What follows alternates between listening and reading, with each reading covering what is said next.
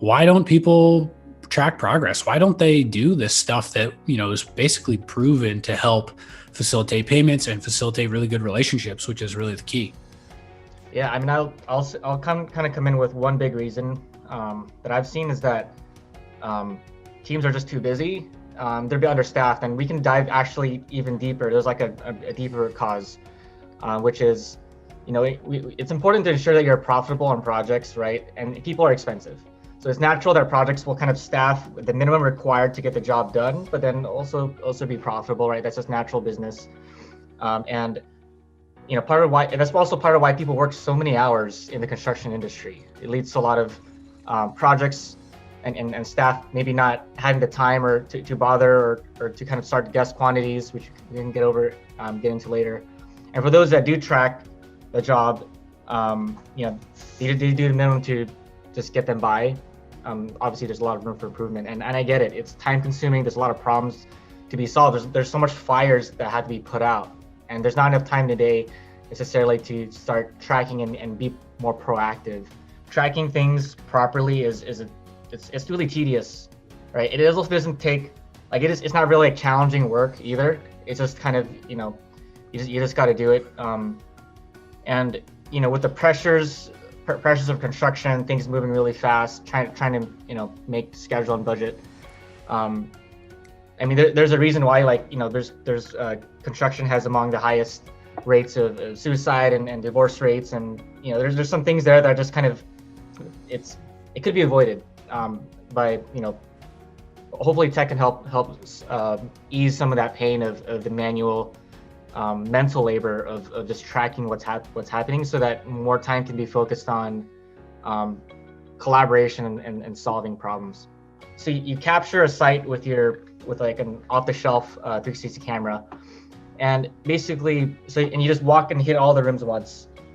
This is something that like a PE or someone on a project team or foreman can do at the end of the week or end of the day.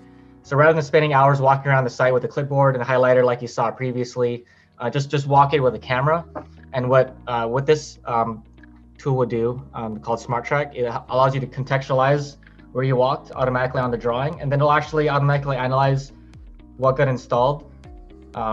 So give you exact quantities, right? You get paid on the quantities, and then you can match that against your labor, just make sure that see where you're productive. So it not only gives you like the numbers and the graphs like you'd see on the right, for your pay apps, but then really knowing where things got installed, because that's really where, if there's any kind of disputes or questions from the GC or the owner in terms of what got done, like that map, like really shows reality, like what part of the job site gets done, so that when someone walks the site, they'll be like, oh yeah, that's exactly what they see. So this helps establish a cadence of trust, as well, and as well as really strong backup for your pay app. Yeah, where, as humans, we're actually really bad at judging how productive we are or how productive we can be. And when we, set out to do, some top-down drywall, we might, when you get really good at the trades and you've been in them for years, you kind of know, you have a better idea. But as humans, we still always underestimate or overestimate, I guess, depending on how you look at it, like how quickly we can get things done. And if you think something's going to take 20 hours, there's actually a good chance it's going to take 30, because you're not necessarily factoring in all the other stuff. Especially with coronavirus going on, there's a lot of changes in how productivity works, how much time things taking, how you need to bill a little bit differently to be able to make up on those costs and be profitable. And having this accurate historical data of tracking the projects, knowing when I do a room this big with this type of drywall, this is actually how long it took. And this is actually where we were on day 3 versus day 15 on a bigger project. So having that and being able to look over it is going to set you up for success. Like, it's even beyond like this billing in a current job, how you bid on jobs later, how you really understand like what needs to be done and how long it's going to take. It's really good to have that historical data. Yeah, and it's important not to just track what got done for the pay app, but really like in between that time, it's important to get like a good, as real time as possible on the pulse of the current jobs, production rates and productivity rates. Because rather than waiting until things get blocked and delayed, and then that pay app or being your cash flow getting disrupted. If you can look at your trends frequently enough, you can react faster. You say, hey, you look like we're running behind here. Maybe this other trade is blocking this piece of work. Knowing where things are slowing down. That's why when you want to track properly, you do want from a map, because like at the end of the day, we're building something physical, right? That has a location, and like the flow of work is a huge part of productivity. So being able to see that allows you to proactively address those, and then really allow you to help cultivate relationships between the project stakeholders, versus just spending all your time doing data collection. If you're able to leverage technologies to like help reduce that time and get something that's even more thorough and frequent, that can really improve relationships. Yeah, well, 100%. And like the technology element is awesome. Like it's definitely really cool, especially what y'all are doing over at StructionSite.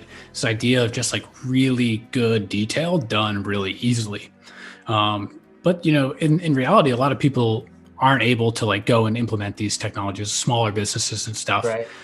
What would you say to someone who, maybe can't implement technology either because of like monetary, reasons, or they just don't want to do it? Like what could, people do without technology, and what should they be doing if they can't use technology?